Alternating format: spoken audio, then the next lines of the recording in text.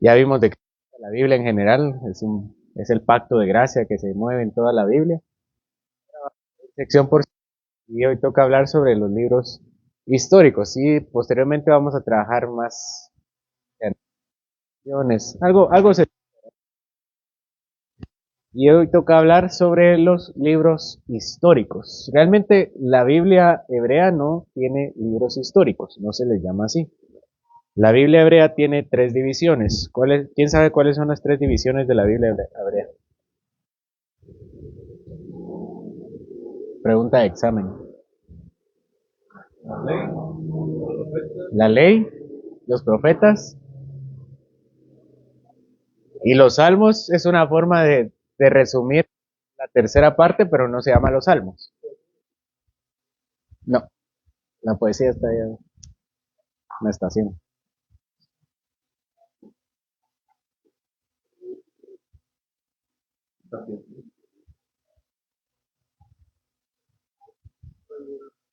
Se llaman los libros, los escritos se llaman, los escritos, que es la Torá, los Nevi'im, que son los profetas, y los Ketubim, que son los escritos. A veces se les dice los salmos para resumir a los históricos porque su parte es un libro más grande.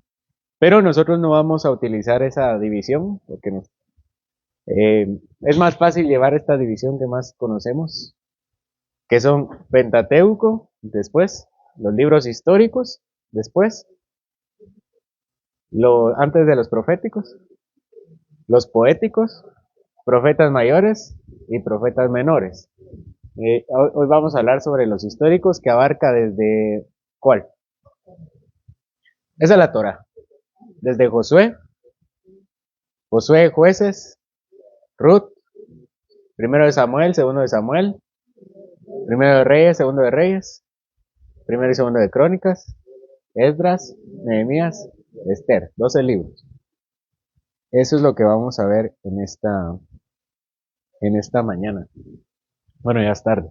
Josué. Hay algo interesante con Josué. Josué es un nombre hebreo para un nombre anameo que conocemos mucho. ¿Cuál creen que es? Jesús. Es Josué. Y también Babilonia le da su toque a un nombre que es Jesúa, que es el personaje que estuvimos viendo en el libro de Esdras. Entonces Josué, de hecho así le llaman a Jesús, a Geo, el profeta Geo le dice Josué. Josué es el sucesor de Moisés. Y en la primera parte encontramos los preparativos de la conquista, capítulo 1 al 5.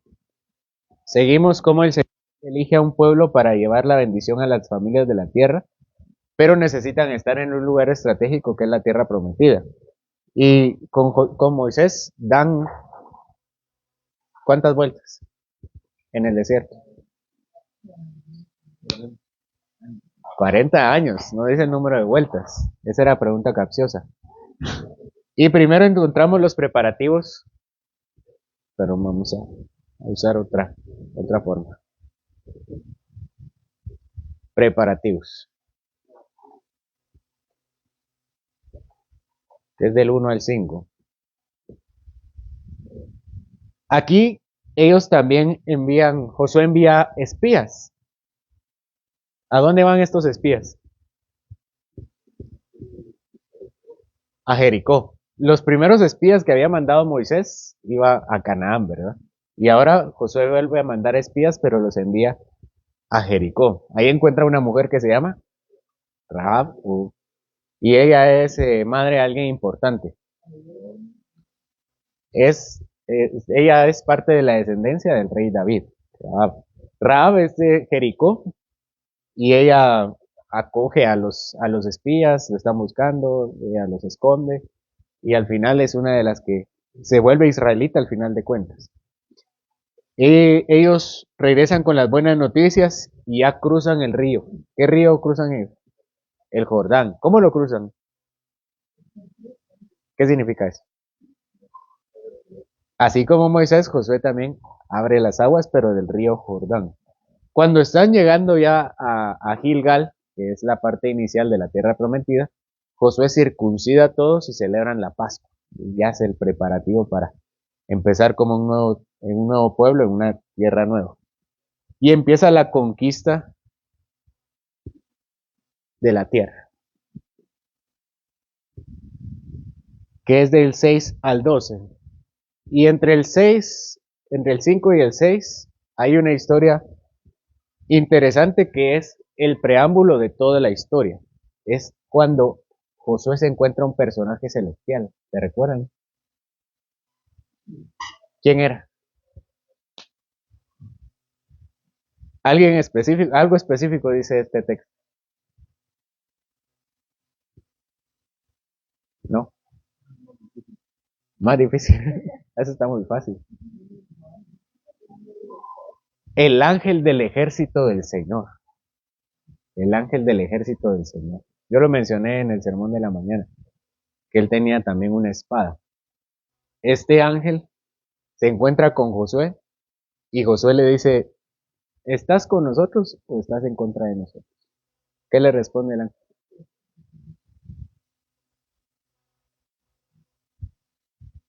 ¿Qué creen que le dijo? Ninguna de las dos. ¿Qué quería decir eso? ¿Estás tú conmigo o contra mí? Esta pelea no era la pelea de Israel. ¿De quién era la pelea? Del Señor. Le está diciendo el ángel básicamente, aquí no es si tú estás yo estoy en contra de ti o a favor tuyo. ¿Tú estás en contra mío o a favor mío? ¿Me vas a acompañar o voy a tener que también aniquilarte como a los cananeos? Y esa es la historia que da paso a las conquistas, que la vemos aquí en el 6 al 12. Ya se conoce la primera historia, ¿verdad? Van a dar la vuelta. ¿Cuántas vueltas dan a Jericó? 7 vueltas y gritan y se cae la ciudad. Esa es batalla del Señor, ¿verdad? No. ¿Cuándo se va a caer una ciudad así? Jamás. Es solamente el Señor que estaba delante de ellos. Un gran éxito. La ciudad de Jericó, la primera ciudad amurallada de la antigüedad. Y después de esa historia de éxito viene una historia de fracaso. ¿Cuál es la historia de fracaso? La de Ai, la batalla de Ai, que se llama la historia de quién? La historia de Acán. La historia de Acán. Un hombre llamado Acán se roba unas cosas y las guarda. El Señor les dijo, no agarren nada. No agarren nada. Y roba un manto, lo guarda y en la siguiente batalla, que es la batalla de Ai, caen y mueren. Y el Señor les muestra que es un hombre llamado Acán que había desobedecido al Señor y por su culpa. ¿Qué hicieron con Acán? Lo mataron con su familia. ¿Sí? Con su familia. Y esa es la historia esa es la que va a marcar el ritmo de conquista de Josué. Si obedecen, el Señor va a ganar sus batallas. Si desobedecen, el Señor los va a castigar. Del 13 al 21. Esto es lo que nosotros conocemos como las historias de Josué. Pero los preparativos casi no los tomamos en cuenta, pero son importantes para que ellos conquisten la tierra. Viene una sección menos interesante para muchos, que es la distribución de la tierra, que es del 13 al 21. ¿Qué sucede en estos capítulos? ¿Qué crees? Este te toca a ti, este te toca a ti. Entre las 12 tribus, los levitas también los reparten. ¿En dónde colocan a los levitas? En todas las ciudades, pero en ciudades especiales. ¿Cómo se llamaban esas ciudades? Ciudades de refugio y las ciudades levíticas, ¿verdad? Que eran lugares especiales donde ellos iban a ministrar. Y por último, el epílogo, o sea, el cierre del libro, que es del 22 al 24. Después de todas las historias, Josué llega a la misma conclusión que Moisés. Israel tiene un corazón indomable. Ya no tiene nada más que hacer y le dice, ustedes escojan, ¿a quién van a servir? Yo con ustedes no puedo. ¿Y qué hace Israel? ¿Qué escoge? Escoge al Señor. Y se acaba el libro de Josué.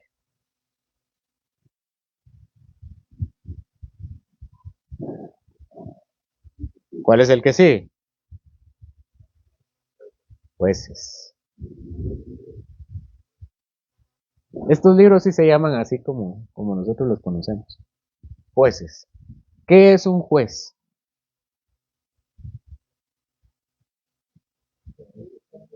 Alguien aplica la ley, determina quién tiene culpa, quién tiene la razón y emite un veredicto. Pero de eso no se trata el libro de jueces. Los jueces tienen otra función. ¿Cuál es? Tampoco. Casi, pero no. Casi. Dirigir. Son generales. Son caudillos. Se levantan, no gobiernan. De hecho, quieren que algunos gobiernen, pero no, ellos no gobiernan. Se levantan cuando hay una guerra y dirigen al pueblo de Dios para conquistar las batallas. ¿Cuántos jueces hay? 13 jueces. ¿Quiénes son? No sé si ya no.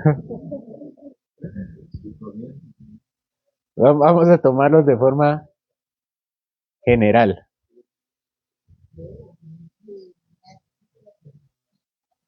Hay muchos que tienen historias pequeñas, pero vamos paso por paso.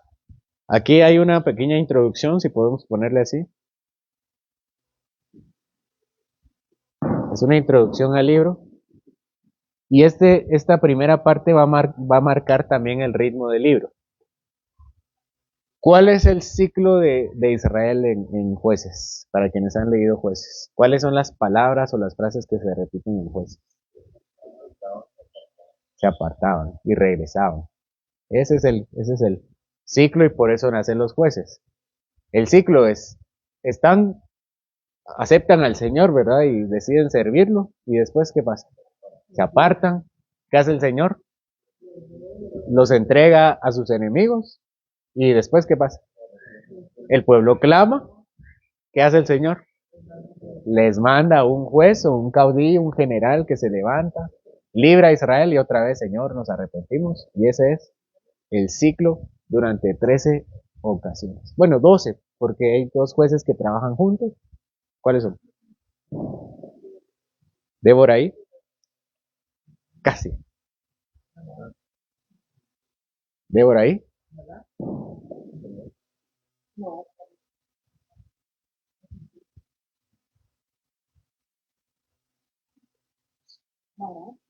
Barak, Barak, ¿sí? Que es Débora quien termina. Débora sí juzga, sí es juez de decidir, pero es a Barak quien llaman y Débora le acompaña y le dice, bueno, ya que tú eres cobarde, yo te voy a acompañar. Hay una decadencia en el libro. Si ustedes lo leen, van a ir así. Y a partir de jueces, también será así. Samuel, primero y segundo de Samuel, David y todos los reyes. Empiezan bien y terminan mal. Hay tres jueces principales que inician con historias, eh, digamos que un poco más largas. ¿Cuáles son?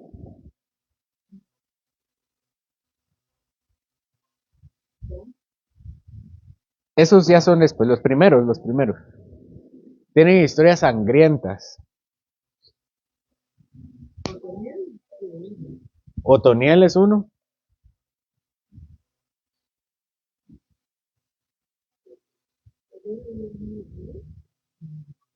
Él era yerno de Caleb. ¿Qué otro?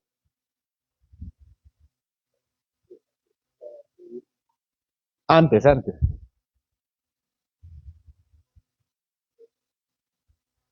Está Eud y hay uno que empieza con A. Ahod.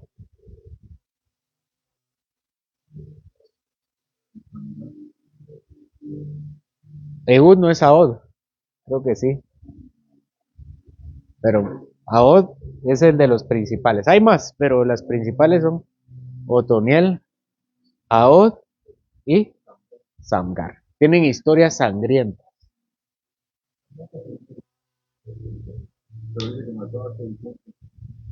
Historias sangrientas. Hay uno que parte a un rey, mete una espada acá y le parte. ¿Cuál es? Es Ahod. Vamos con las siguientes tres historias que son más largas. Hay otros tres que tienen historias también de decadencia. ¿Cuáles son? La mejor historia es la de Débora, ¿verdad? Gedeón, Jefté y el más famoso, Sansón. Sansón. Vamos a quitarles tres jueces. Empiezan bien y terminan mal.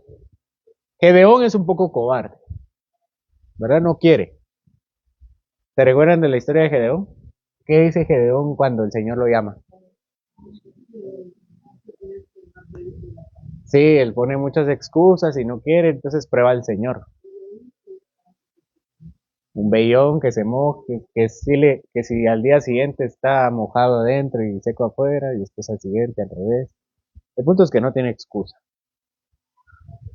Y después, después, para la guerra, se la pone complicada a Gedeón. ¿Por qué le complica el Señor a Gedeón su batalla? No le da mucha gente. Cada vez le dice, mira, llevas mucha gente, mucha gente. ¿Cuántas termina llevando? 300. ¿Y cómo gana su batalla?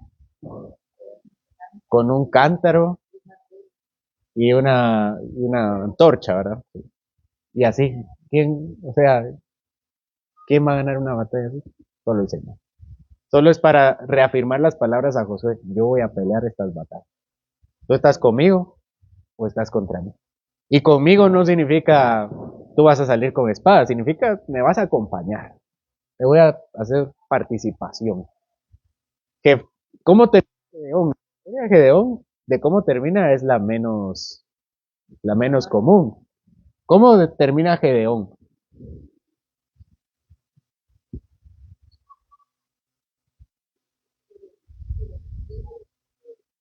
Ese es Jefte.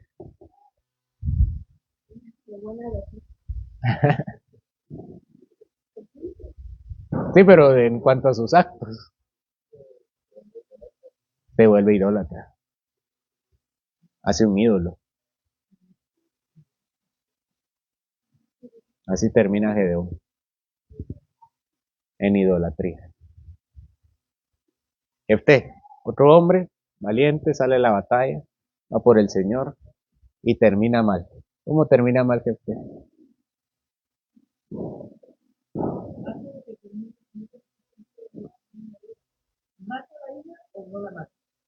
Si la mata. Ahí está la respuesta. Él dice, si el Señor me acompaña, a la primera que me reciba, la primera persona que me reciba, la ofrece un sacrificio. Si ustedes leen la ley, eso era prohibido. Lo que era sacrificial eran animales y cereales o vegetales, verlo así, pero no personas. Al contrario, si el Señor iba a juzgar a Canaán era precisamente porque ellos sacrificaban personas. Y Jefté dice, yo voy a sacrificar el primero que me reciba, y es su hija. ¿Y qué le dice la hija? Déjame ir a llorar y después me matas. Y va a llorar y después la mata. Jefté, idólatra también. Idólatra. Sansón, el más conocido.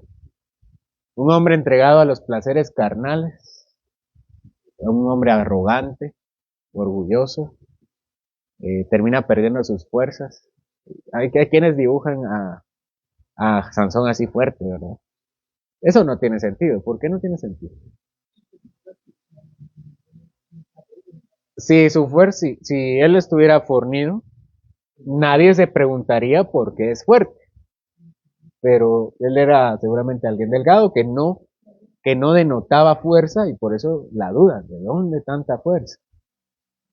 Y tiene una cabellera larga porque es nazareo y el nazareo no debe, hace un voto, ¿no? Pero el Señor le impone el voto a Sansón. Entrega su vida a una mujer filistea, después a otra que es Dalila, que es más conocida, y la terminan atando, lo terminan amarrando, le sacan los ojos, y al final de su vida él dice, ¿qué dice? Y le pide algo así como perdón al Señor, el Señor envía su espíritu y mueve con estos incircuncisos, sí, y se inmola, se sacrifica, bota las paredes, las columnas y todo se muere. Otra vez termina mal, pero por lo menos al final se arrepiente. Siempre terminan de final bien. ¿Cómo sabemos que sí hay fe en ellos? Sansón sí, pero hay otro pasaje más claro. Hebreos capítulo 11.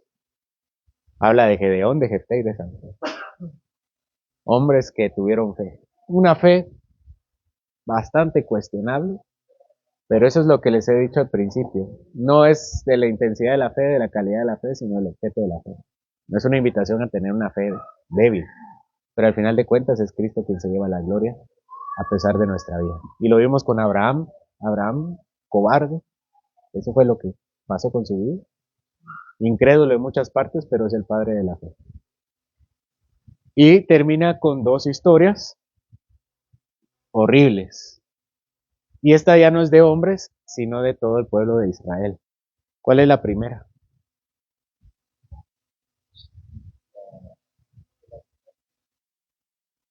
Antes. Esa es la última. Hay una de Miqueas. Miqueas hace un ídolo y corrompe a una tribu entera. ¿Cuál era la tribu? De Dan. Iba a pasar un sacerdote, le dijo, usted es sacerdote de mi ídolo, y lo pone a adorar y todo se corrompe. Y después viene una peor, que es la guerra civil con Benjamín. No es Miqueas. Gracias.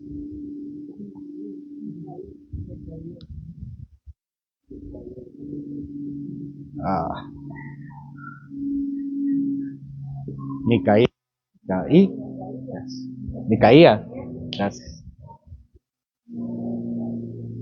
Benjamín, no estamos hablando de una persona, sino una tribu. Hay un hombre que va pasando con su concubina. Por cierto, las concubinas también no están permitidas en la ley. Y se queda en una ciudad. ¿Y qué pasa en esa ciudad? ¿Cómo? Vienen los benjaminitas de Gabaa y la violan.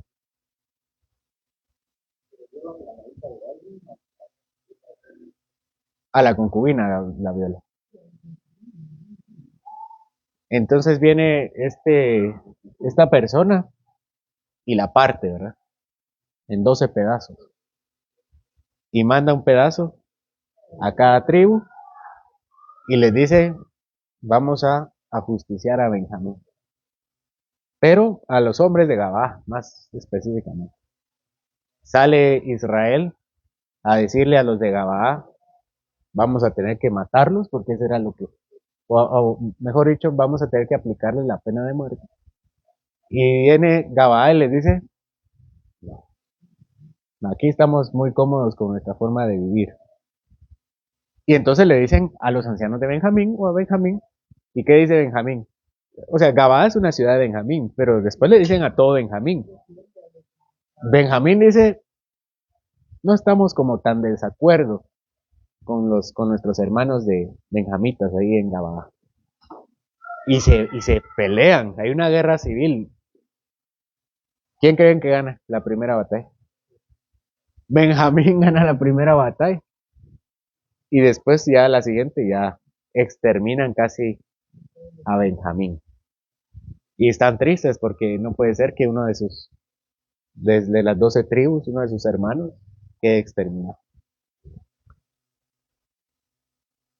Esa es la historia de Israel.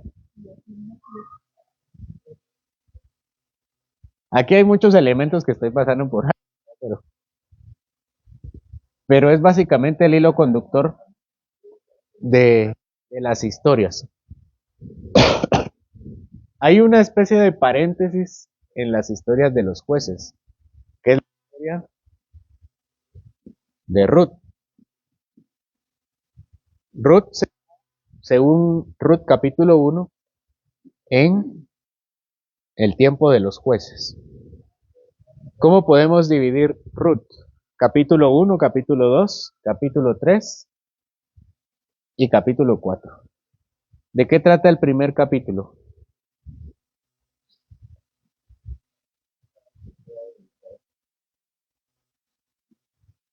Ajá, ¿y qué más?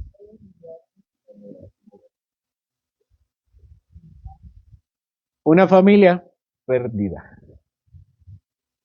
Una familia, la familia de Elimelech, pierde sus frutos, sus cosechas, hay hambruna, se tienen que ir, o ellos deciden más bien irse a Moab, una tierra de cananeos, pierden su casa definitivamente, se van, y después ahí pierden al padre de la familia, que es Elimelech, y a dos de los hijos, que se llaman Malón y Queleón, y se quedan las esposas, ¿verdad? Pues Noemí, la madre de todos, y después las nueras llamadas Ruth y Orfa. Y ahí lo pierden todo en el primer capítulo. En el segundo capítulo, bueno, vemos la parte de la lealtad porque se regresan y solamente Ruth se queda con Noemí. Después vemos la providencia del Señor. ¿Cómo?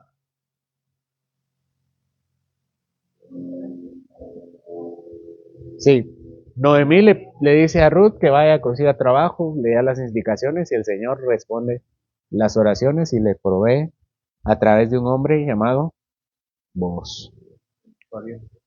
El capítulo 3 de un pariente llamado Boaz, ¿verdad? El pariente redentor. Capítulo 3, ¿qué pasa en el 3?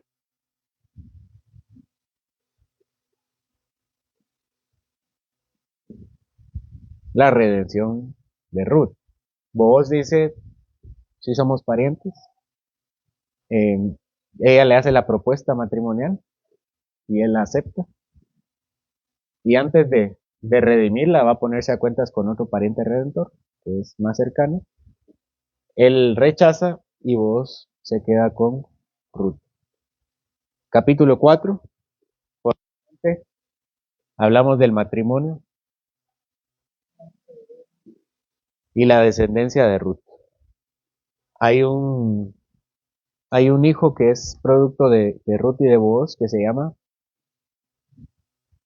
Obed. Y de Obed, al final del 4 está la genealogía hasta el rey David, ¿verdad? Y este es Ruth y jueces. Y se va desarrollando la historia.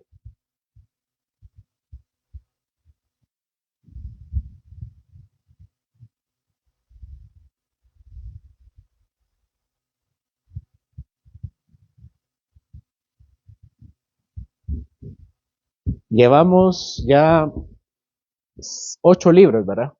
Revisando. Donde el tema principal ha sido el Señor tratando de acercarse a su pueblo. Y como su pueblo lo rechaza, lo atrae, lo redime, lo busca. De eso se trata eh, la Biblia, casi que, hablando de forma general. Ruth ni siquiera era israelita, era de Moab.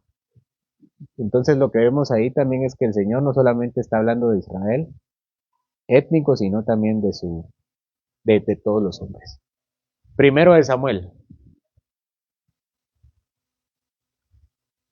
Realmente en la Biblia hebrea no hay un primero y segundo de Samuel.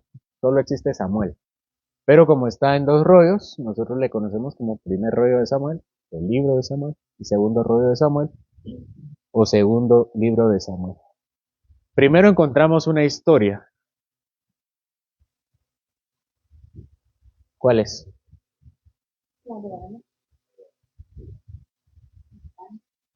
La de Samuel, que es, encontramos a Ana y Elcana. Elí, Penina, es el ministerio de Samuel. Del 8 al 15, otro personaje. ¿Cuál es?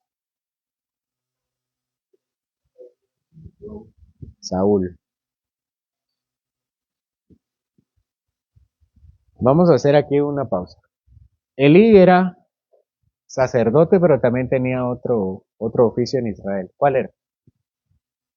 ¿Era? Era juez.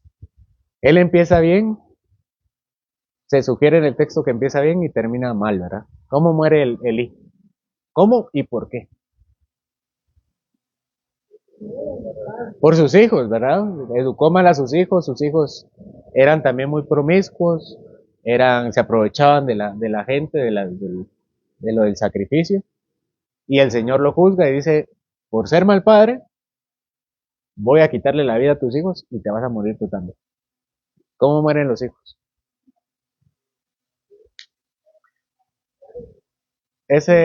No, es la batalla, exactamente. En la batalla. ¿Qué batalla es?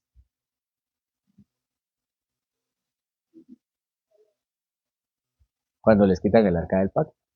Ajá. Y ahí los matan en la batalla. ¿Cómo muere Eli? Llega la noticia y les dicen, tus hijos se murieron y ahí hace honor se fue de espaldas, ¿verdad? Y se muere. Y por el arca. Y por eso se muere, ¿verdad? Eli termina mal también. ¿Qué pasa con Samuel?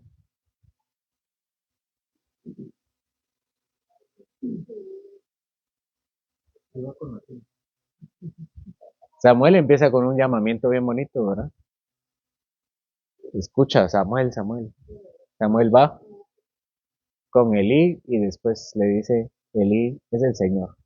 ¿Cómo responde Samuel? Habla que tu siervo escucha. Y ahí viene el llamado de Samuel. Samuel es el que tiene el duro trabajo de decirle a Elí que se va a morir sus hijos. Pero a Samuel empieza también una decadencia. Samuel, a Samuel le toca el duro trabajo de decirle, de que el pueblo le diga, no te queremos a ti, queremos un rey. Va con el Señor y le dice, el pueblo está pidiendo un rey. ¿Qué le dice el Señor?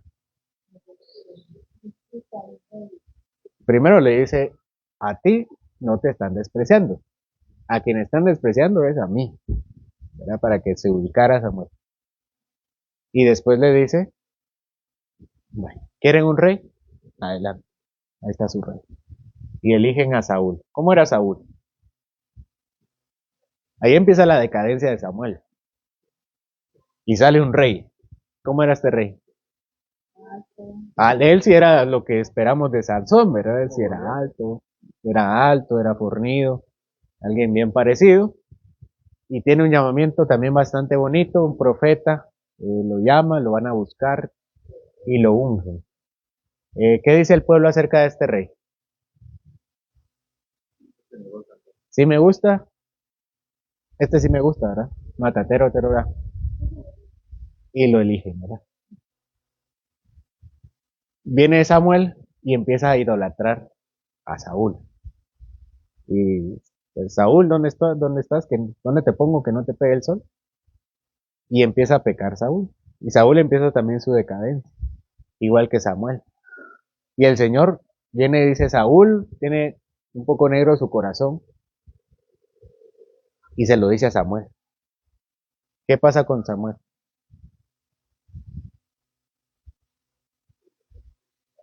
Se pone triste, lo trata de justificar, su corazón, ¿verdad? Inclinado hacia el rey. ¿Cómo termina Samuel su vida? También de larga vida, ¿verdad?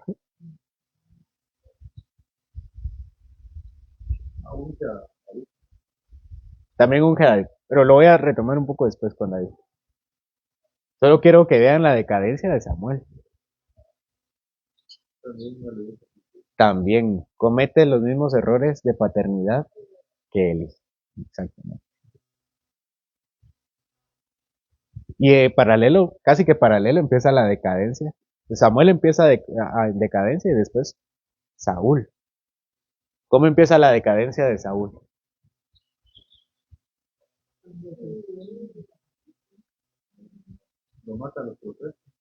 Esa es una.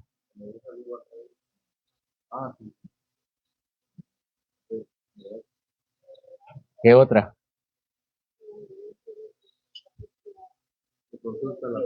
Ese es otro, cuando consulta a la pitonisa.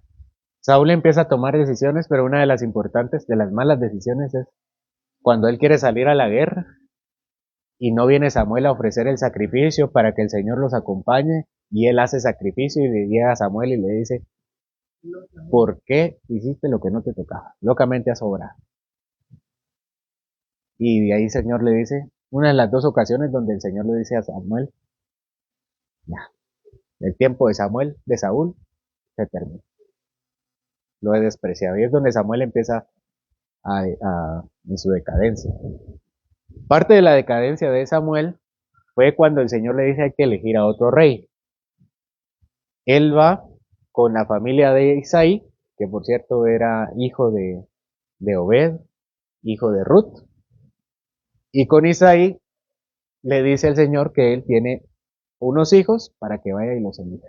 Llega Samuel y ¿a quién elige? Al más grande, al más también, el más seguramente más fuerte. ¿Y qué le dice el Señor? Este no es. ¿Qué dice Samuel? El segundo, ¿verdad? Vamos con el segundo. ¿Qué le dice el Señor? Que no. Y así, ¿verdad? Samuel se vio, el Señor le dice, ¿verdad? Tú te estás guiando por la vista, pero yo miro el corazón. Y entonces le dice, ya no te quedan hijos, me queda un hijo pequeño que está en el campo y mandan a traer a David. Yo creo que lo ve, no estaba muy convencido, pero lo tiene que ungir. Y David empieza también desde lo más alto. Ya Samuel, ya Saúl viene en decadencia, Samuel viene en decadencia. Saúl no quiere salir a la guerra, hay una guerra con los filisteos, no quiere salir. ¿Por qué no quiere salir?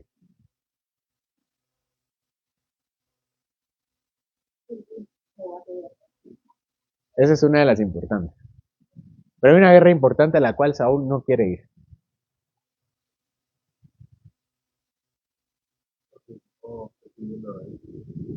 Antes de que lo persiga. La de Goliat, él no quiere salir. Y viene David y dice, ¿cómo el pueblo del Señor queda así retraído por este filisteo? Y sale, ¿verdad?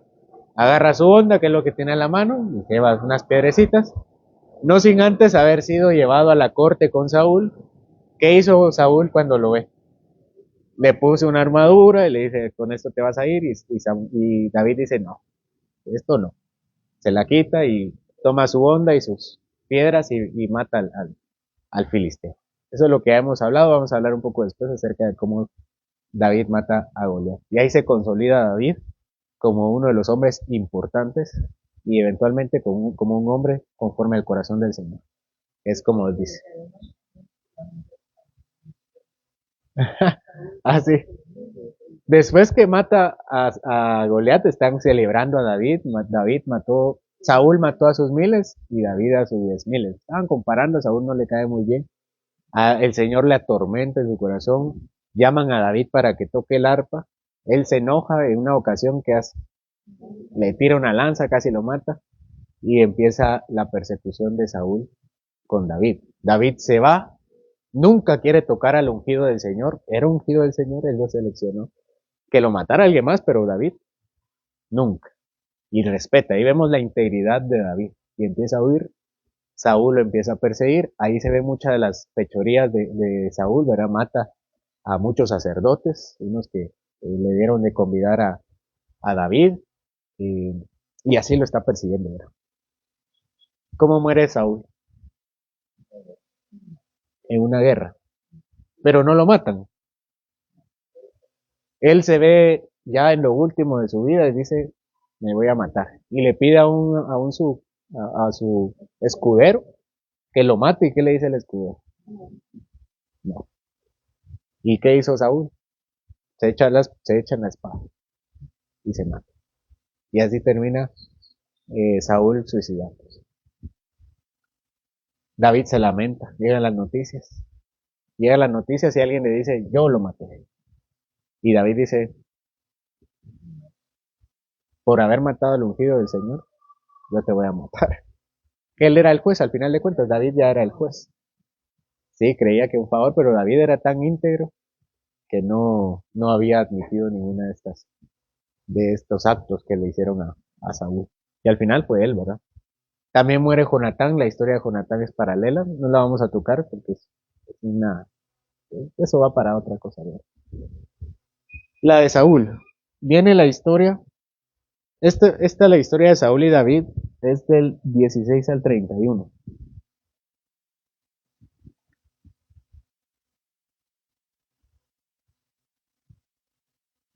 Aquí David, como les dije, se consolida como un hombre íntegro, importante, un guerrero, alguien que está capacitado para asumir el liderazgo de Israel.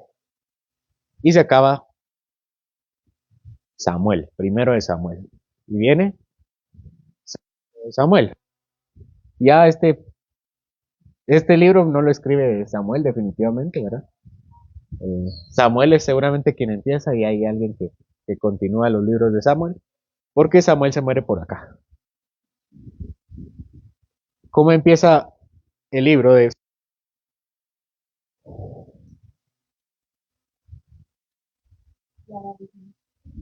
el reinado de David?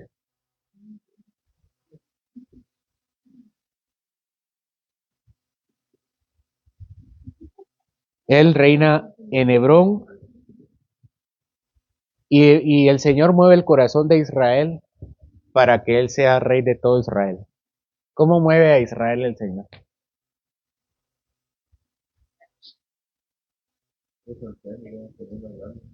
Y le dice, nosotros queremos que tú gobiernes sobre nosotros. Y ahí se consolida Israel como una nación debajo de una monarquía. Hay muchas guerras acá, conquistas importantes, y se consolida por medio de un pacto. ¿Cuál es el pacto?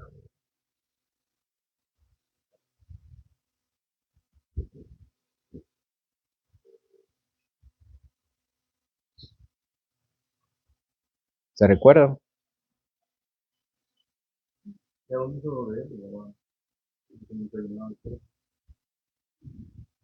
El Señor le dice, un hijo tuyo gobernará. Ya se lo ha dicho a la tribu de Judá.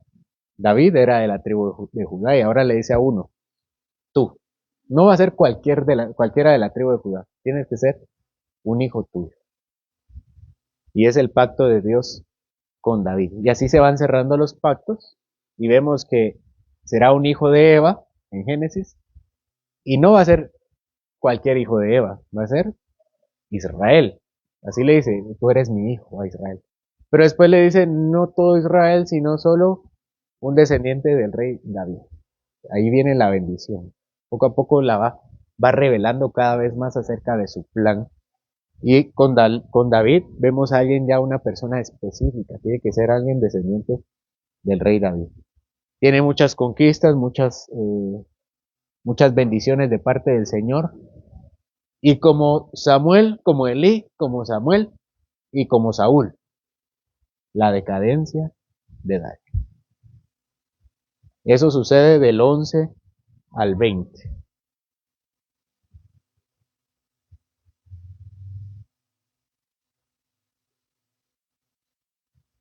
¿Cuál es la historia que da la pauta para la decadencia de David?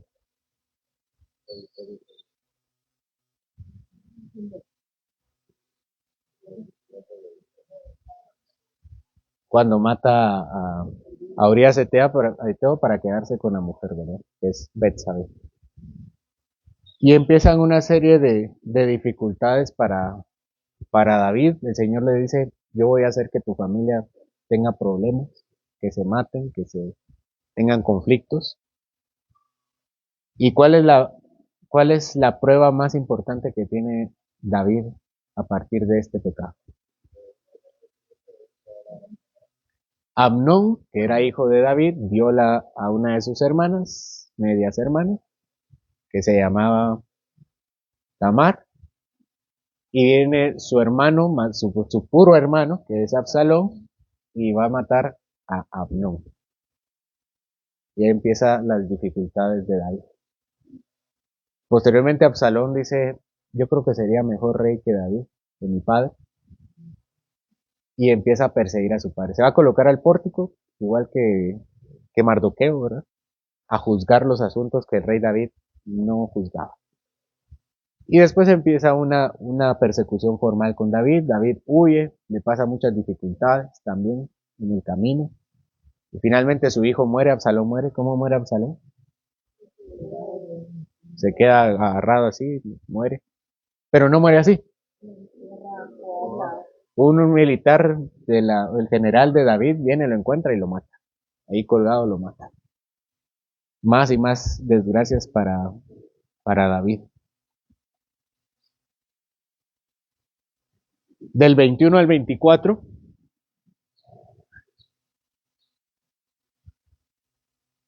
están otras historias que podemos llamarle apéndices. Parecen un poco desconectadas. Están las hazañas de los valientes de David. Él tiene un ejército y el autor de Samuel empieza a contar por qué son los valientes de David. Y termina el 24 con un censo y con una plaga.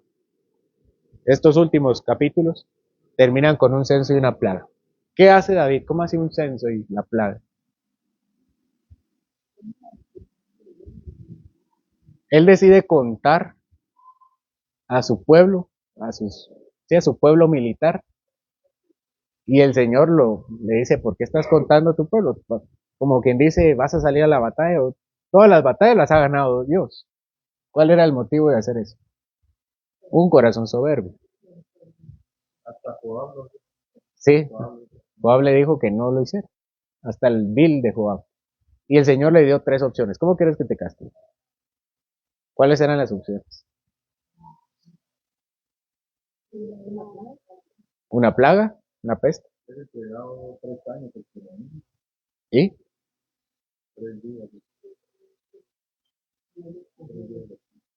¿Cuál elige? ¿Y cuál elige? La peste. Y empieza la peste, empieza a matar a las personas, hasta que ponen un altar, ¿verdad? Y dice, aquí se acaba la peste. David, el gran rey David. ¿Ven el ciclo? ¿Qué sigue?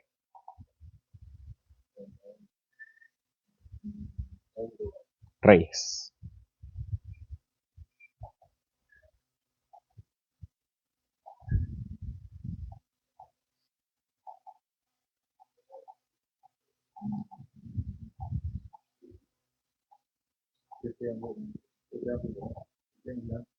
Sí, hambre, plaga y conquista, ¿verdad? Esos son los castigos.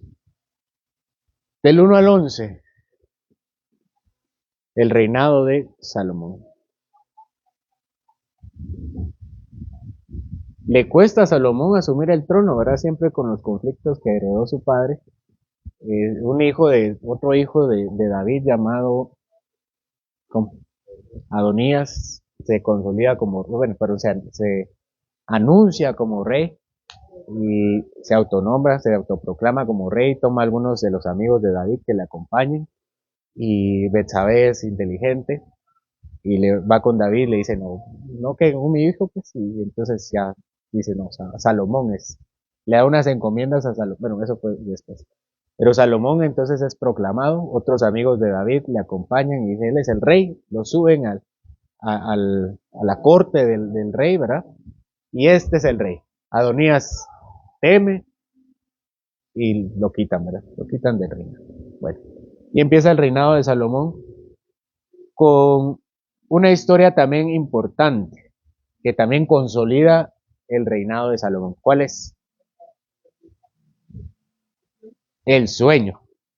El sueño del Señor se le revela y le dice, pídeme lo que quieras. ¿Y qué pide Salomón? Sabiduría. Y el Señor le da mucha sabiduría. Pero como David, como Elí, como Samuel, como Saúl, como David, Salomón empieza una decadencia. Y eso es lo que trata en la siguiente parte, que es del 12 al 22. La decadencia. Yo quiero que noten los ciclos, ¿verdad? Ciclos, para que ustedes puedan leerlo bien. ¿Qué hace Salomón? Va a adorar, se casa con muchas mujeres, algo prohibido, empieza a acumular ejércitos, hace alianzas, era prohibido para Israel, para el rey hacer alianzas, su única alianza era el Señor, incircuncisos, y empieza a desviarse, a idolatrar, algo que por cierto su padre, dentro de todo lo que tuvo, nunca hizo David, ¿no? Y el Señor lo castiga. ¿Cómo lo castiga? Divide el reino, 10 tribus del reino del norte, 2 tribus en el reino del sur. ¿Cuáles eran las 2 tribus del reino del sur? Judá y Benjamín. ¿Y las 10 del norte? La decadencia de David, de Salomón. El Señor escoge, el Señor escoge a otro rey. ¿Cómo se llama? Jeroboam le dice a Jeroboam, tú vas a gobernar en el reino del norte y los hijos de Salomón en el reino del sur. Salomón como que no mucho le pareció y lo quiere matar. ¿Se recuerdan? Huye a Jeroboam. Huye a Egipto. Hasta que se entera que Salomón muere y regresa. Siempre malas decisiones de Salomón, ¿verdad? Muere Salomón. ¿Quién reina en vez de Salomón? Roboam. Malo también. El pueblo le dice, mira, tu padre nos puso muchos impuestos, muchas cargas, mucha esclavitud. Bájale un poquito. ¿Y qué dice Roboam? Si mi papá lo hizo, les complicó la vida, yo se la voy a complicar todavía más. Decadencia. Empieza la decadencia. Jeroboam regresa, asume el trono del reino del norte.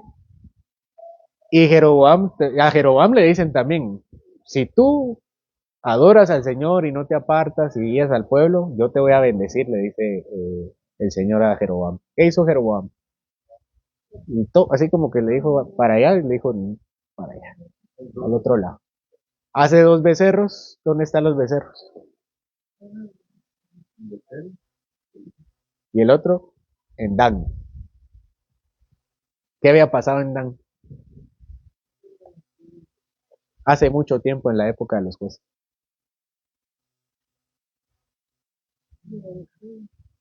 No es Micaía. Ahí en Dan. Y empieza entonces la decadencia de estos hombres, ¿verdad? Hay una historia aquí en esta parte, que es también una especie de paréntesis.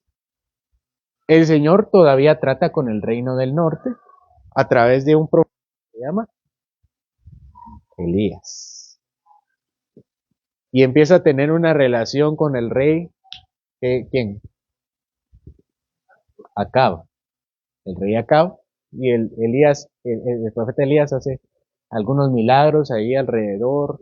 Uno de los más importantes, ¿cuál fue?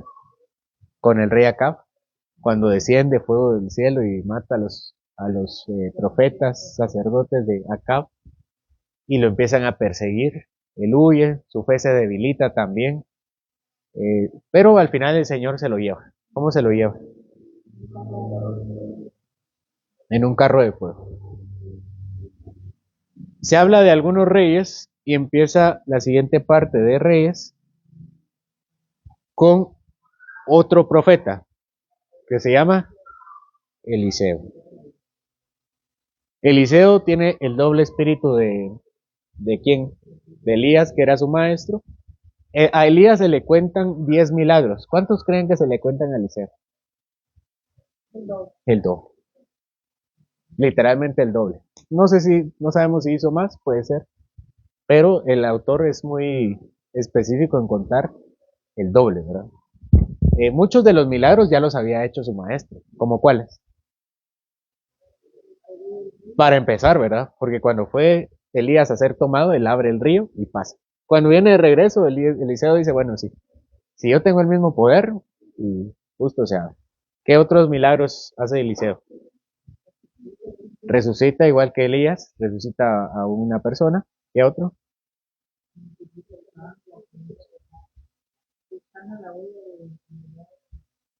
Que se parezcan a los de Elías. El de la lepra. La lepra, ajá, sí, la lepra de Naamán. El de la comida interminable, ¿verdad? También. Bueno, Eliseo tiene una doble porción del Espíritu. Aun cuando muere, también hace un milagro que es resucita, ¿verdad? Resucita a alguien más. Él ya está, él no resucita, pero sí resucita a otra persona. Y aquí viene la decadencia del reino de Israel también en estos capítulos, que es del capítulo 1 al 17. Empieza a haber una serie de reyes que empiezan a guiar al pueblo de Israel. ¿Cuál es la característica de todos estos reyes? Algo que se repite. Hizo lo malo delante de los ojos del Señor. Todos. La dinastía de Jeroboam, Dios la corta. Después se levanta otra dinastía, Dios la corta. Otra dinastía y Dios está cortando dinastías. Levanta nueva dinastía y no prospera. Paralelamente, se desarrollan otros reinos que tienen que ver con el reino del sur, llamado Judá, aunque incluye también a Benjamín. Aquí la mitad de reyes son buenos y la otra mitad de reyes son malos. Hay unas historias que resaltan. Está la historia de Ezequías, que es un reformador de la adoración. Vean qué importante es la adoración porque Ezequías es una pieza importante para restaurarlo. Y hay otro restaurador de la adoración que es Josías. Josías. Pero viene en decadencia Israel, Judá de Israel, vienen en decadencia.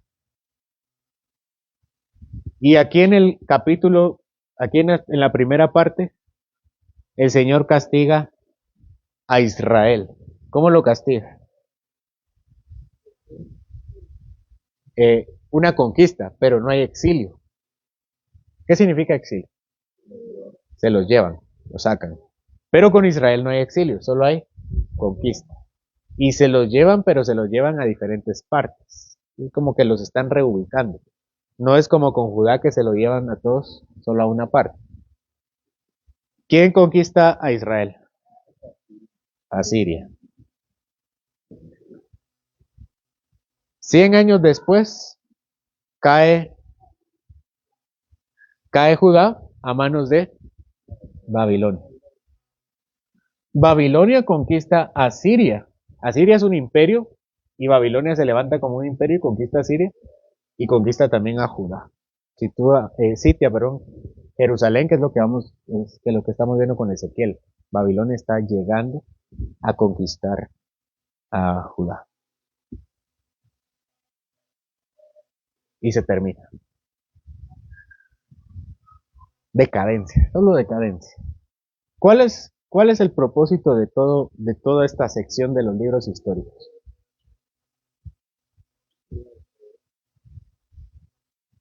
La decadencia. Por eso, una de las formas de predicar es siempre demostrando el pecado en nosotros, porque de eso tratan todas las historias. Todos fallaron. Unos empezaron bien, pero terminaron mal. Y hay unos que solo fueron mal y peor, terminaron peor. Por eso siempre en una enseñanza debe haber una indicación del pecado, en todas, para después llevarnos al único Salvador que es Jesucristo. Es el propósito, es decirle, Adán falló, Noé falló, Abraham falló, Israel falló, Moisés falló, Josué falló. Lo de Josué, vamos a ver después cómo es que falla. Los jueces fallaron, los reyes fallaron, David, el hombre conforme al corazón de Dios, falló. Y la historia de Israel, del Israel de los históricos, termina con una gran falla. ¿Qué libro viene? Crónicas nuevamente es un libro. A muchos no les gusta Crónicas porque Reyes y Reyes es una lectura un poco más amena, ¿verdad? Sí, ¿verdad? Crónicas empieza con el retorno de Zorobabel. ¿Quién escribe Crónicas?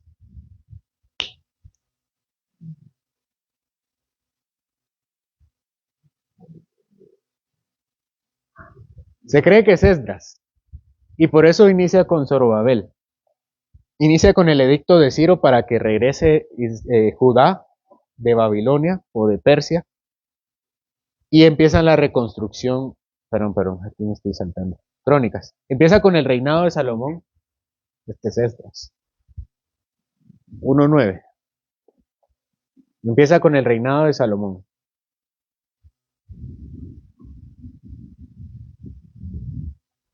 Salomón. Sí, perdón. Crónicas empieza con Adán. De Adán a Israel. Una genealogía. Está duro esto, ¿verdad? Ahorita vamos a ver el propósito. Y también hay otras genealogías de las tribus. Del 10 al 29 es el reinado de David.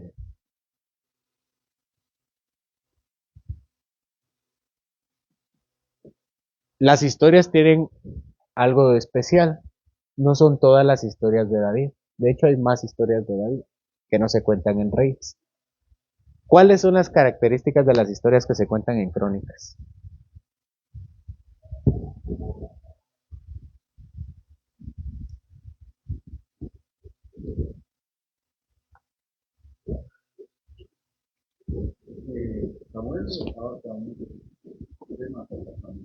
Ajá.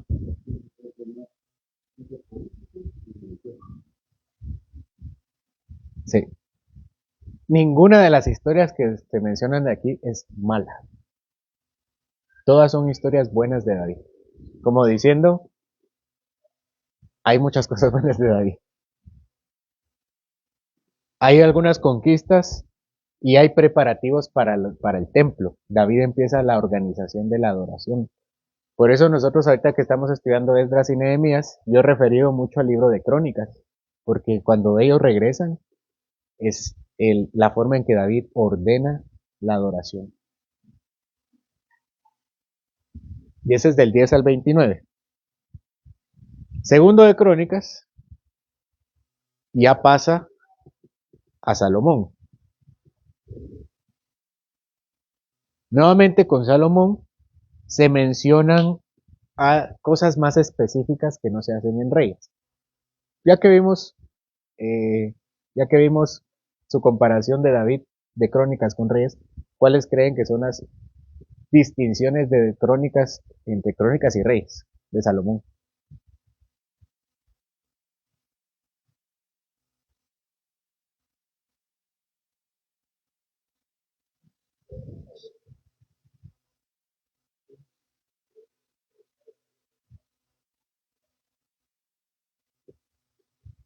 ¿Cuáles son los templos? ¿Cuáles creen que son los templos? Como si lo pide Esdras, es mala adoración, no lo que van a sacar, o sea, Sí, espiritual. exactamente. Como dice hermana Leslie, enfocado en cosas más importantes, que es la adoración. David y Salomón son presentados aquí como los arquitectos de la adoración de Israel. David no construye el templo, quien construye el templo es Salomón, ¿verdad? Pone los salmos, Compone los salmos. Él organiza, por ejemplo, los sacerdotes, David, ¿verdad? traslada la ciudad a su Otra hazaña importante. Sí, amén. Del 10 al 36 se mencionan los reinos de Judá, los reinados, perdón. ¿Por qué creen que está haciendo esto Esdras? Sí,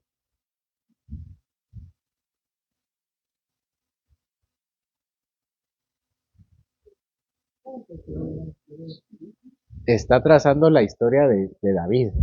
Él no se enfoca en Israel, se enfoca en David y en sus hijos.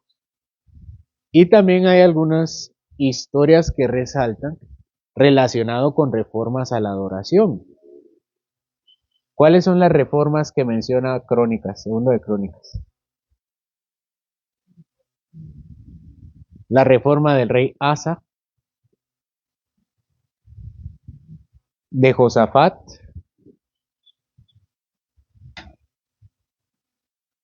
Josafat, ¿qué más? Josías y Ezequías.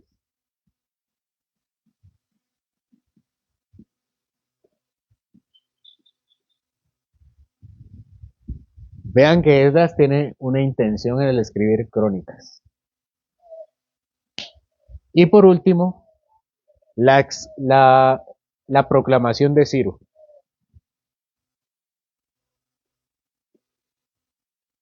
de Israel, no pide nada.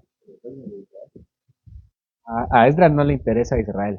Lo que le interesa es decir, este es el verdadero remanente y este es el que regresa. Por eso termina con la proclamación de Ciro, que es, recuérdense que Esdras está exiliado. Bueno, Zorobabel, ¿verdad? Antes que Esdras. Y narra cómo Israel regresa. ¿A qué va a regresar? A esto, todo. Vamos a restaurar todo. Y empieza a organizar.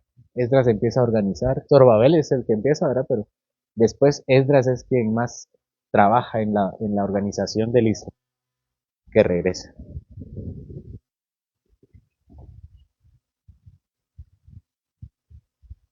Todavía no están. Esdras.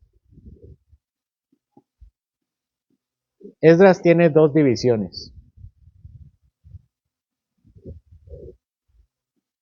Bueno, al igual que los otros libros, Esdras está en un rollo, pero lo está compartiendo. ¿Con quién creen que comparte el rollo Esdras?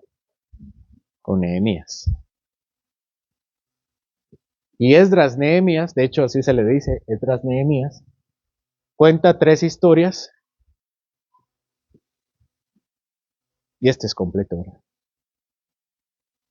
Es retorno. Tres grupos que regresan de Babilonia o de Persia, porque Babilonia ya cayó. Persia es quien está en este momento. ¿Cuál es el primero?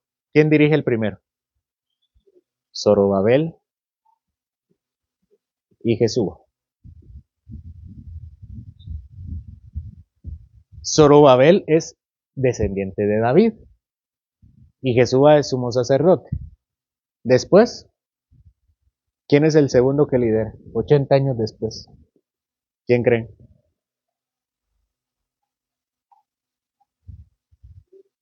Esdras.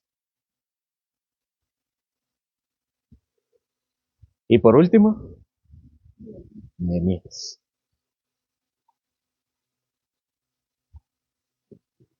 Cada uno tiene misiones importantes. El primero viene a restaurar, ¿qué? El templo. El templo. El templo. Esdras, todavía no.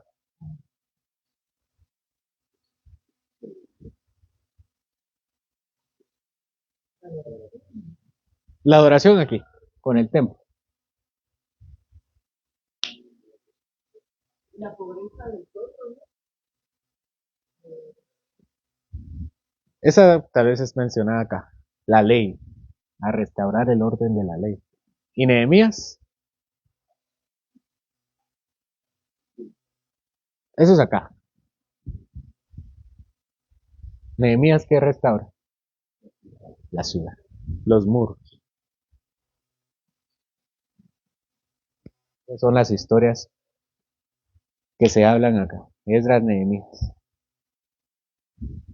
Paralelo a Esdras, Nehemías,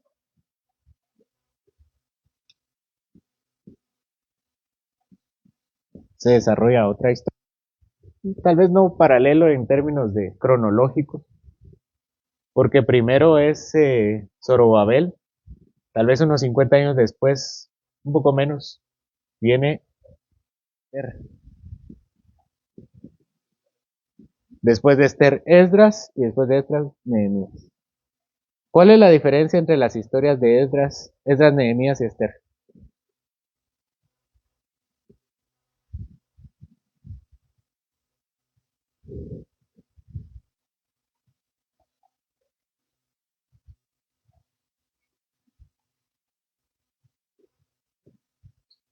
¿Dónde se dan las historias de Esdras, Nehemías? En Jerusalén, ¿verdad?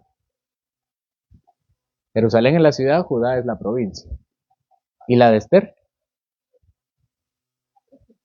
En Susa, de Persia.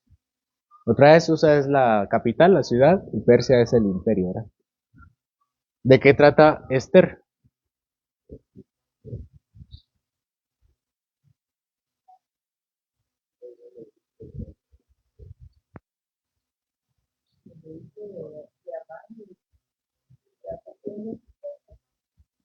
La historia de Basti, ¿verdad? La historia de Basti. Desobediencia de Basti. Viene este Asuero y dice, vamos a buscar otra reina. Y Esther participa y Esther gana. Después, esto es del 1 al 2. Después están los problemas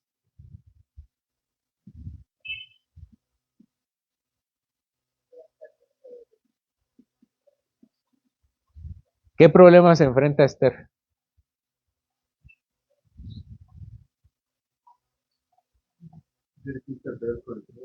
Los quiere matar. Quieren matar a los judíos. Esther y Mardoqueo hacen todo lo posible para que eso no suceda. Contra Mardoqueo. De Mardoqueo es que que lo descubre.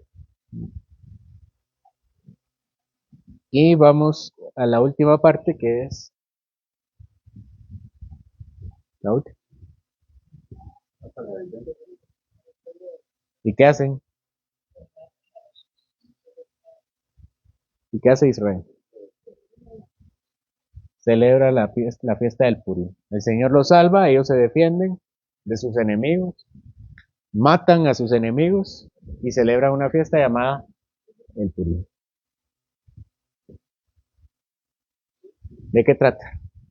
Todos los libros históricos. Todos venían mostrándonos la historia de Redentor. Solo el micrófono, por favor. Está por ahí.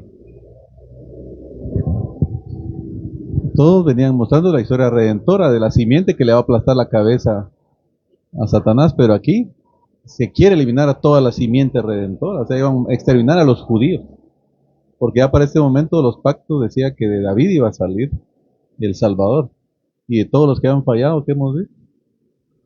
Pero sigue la promesa y el pacto de Dios de salvar a la humanidad. Es el proyecto del Señor. Salvar hombres. Los lleva, los castiga bastante. El hombre se aleja, el hombre peca y el Señor siempre lo busca. Y lo busca y lo trae y lo quiere acercar. Y lo salva. De eso trata los libros históricos. ¿Dudas? ¿Comentarios? Nosotros de aquí sacamos muchos temas periféricos, ¿verdad? Muchos. Acerca de la familia, del matrimonio, de las autoridades, de, del trabajo. Muchas lecciones se pueden tomar de acá. Pero hay una historia general, y es la historia de Jesús, que viene acá. Podemos trazarla de Génesis a Crónicas. Crónicas es el último libro que está en la Biblia hebrea. O de Génesis a Nehemías, que es el último libro en temas históricos. ¿Qué les pareció? Sí. Que fíjese, se levanta Mardoqueo, como un tipo de Daniel.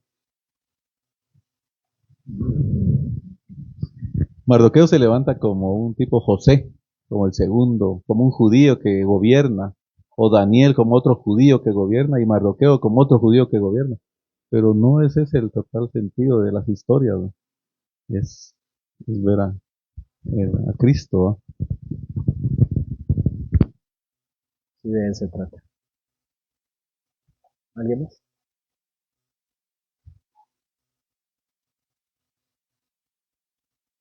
Es la importancia de conocer las historias. No son historias morales. Es una historia que conduce a nuestro Señor. De eso se trata. Y todas tienen un propósito. Y cuando terminemos de ver la narrativa de la Biblia, vamos a ver un poco más específico algunas historias para ver cómo esa historia tiene un cumplimiento en Jesús. Es de distinta forma. Oramos.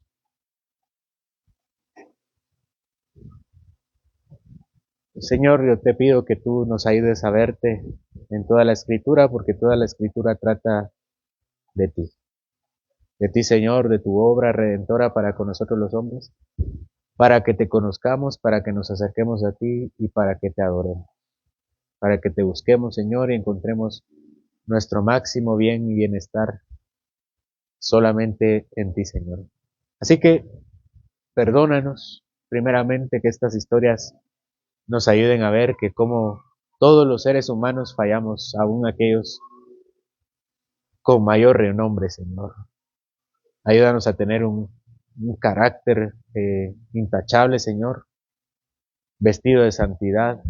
Protégenos, Señor, del mal y que no seamos como estos hombres, como la mayoría de estos hombres que empezaron bien y terminaron mal, sino ayúdanos a reflexionar en sus historias para que aunque seamos pecadores podamos siempre venir a ti en arrepentimiento y en fe, para ver cómo como hombres fallamos, pero en Cristo Jesús, en la salvación que das a través del hijo de Eva, del hijo de Abraham, del hijo de Judá, del hijo de David, podemos ser salvos y podemos conocerte y podemos encontrarte y podemos adorarte. Benícenos, Señor, en el resto de la tarde para encontrarnos nuevamente, para la adoración que te debemos en esta noche. En el nombre de Jesús. Amén.